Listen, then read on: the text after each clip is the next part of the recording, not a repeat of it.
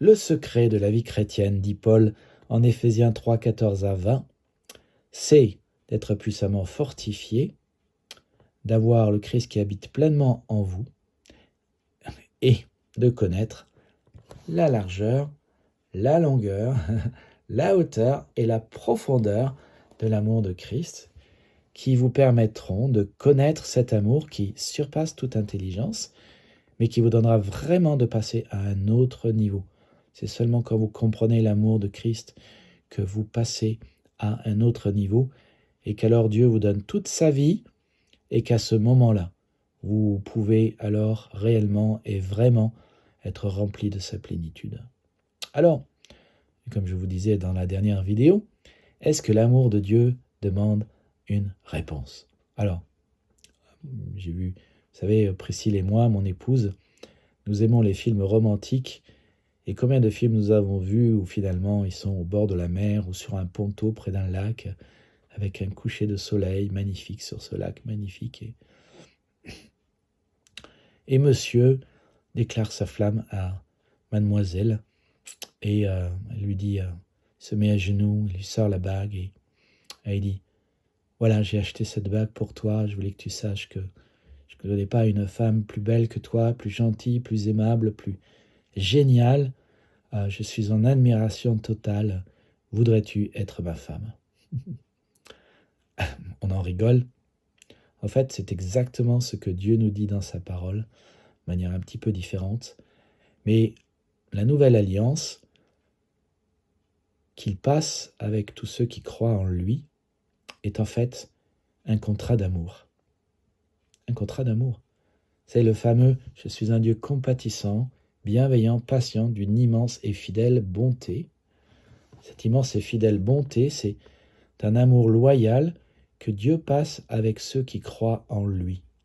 C'est l'amour d'une alliance. Et donc, si je vous posais la question, est-ce que Dieu aimerait une réponse de votre part? Je pense que vous avez la réponse. Dieu dit dans Jérémie 31, 3, « Je t'aime d'un amour éternel. » Ok, super.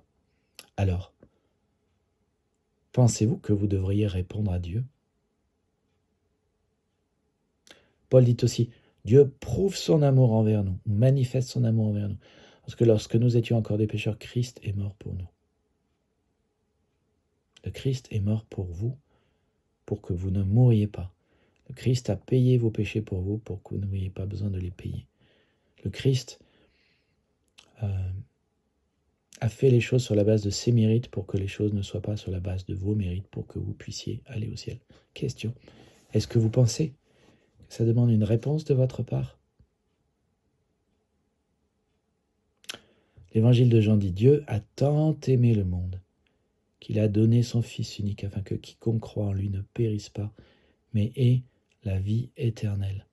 Est-ce que vous pensez que ça demande une réponse de votre part? Bonne question, hein? Dieu dit qu'il a donné ce qu'il avait de plus cher, le seul Fils qu'il avait. Qui ferait ça? Vous le feriez? Pour le péché de l'humanité, pour que les gens qui méritent d'aller en enfer n'aillent pas en enfer, mais soient sauvés et aient la vie éternelle et soient restaurés au fond de votre âme, de leur âme. Vous le ferez. Alors, est-ce que ça demande une réponse? Je pense qu'il y a 3 réponses à avoir. Oui, bien sûr, ça demande une réponse. Donc la première chose que vous devriez faire, c'est de recevoir l'amour de Dieu. Parce que Dieu veut votre bien. La croix en est la preuve. Vraiment. Dieu dit, je connais les projets que j'ai formés pour vous, projets de paix et non de malheur, afin que vous ayez un avenir fait d'espérance. Donc si vous ne connaissez pas Dieu, je vous invite à faire l'expérience de son amour en répondant à son amour et en l'acceptant. Et Dieu dit aussi que toute personne qui reçoit son amour devient son enfant. Il dit, certains l'ont accueilli, l'ont reçu, ils ont cru en lui, à tout cela il a accordé le privilège de devenir enfant de Dieu, dans Jean 1,12. Alors, pourquoi ne pas accepter son amour et lui dire simplement, Seigneur, je suis là, j'accepte ton amour parce qu'il est supérieur à tout. Il est infini, il est éternel. Tu sais ce qui est le meilleur pour moi, tu as donné le meilleur à la croix, j'aimerais être ton enfant, je veux m'abreuver de ton amour. Et si vous avez fait cette prière, je vous invite à écouter le deuxième point, mais si vous n'avez jamais fait cette prière, je vous invite à la faire. Remettez juste la vidéo quelque part en arrière et faites cette prière.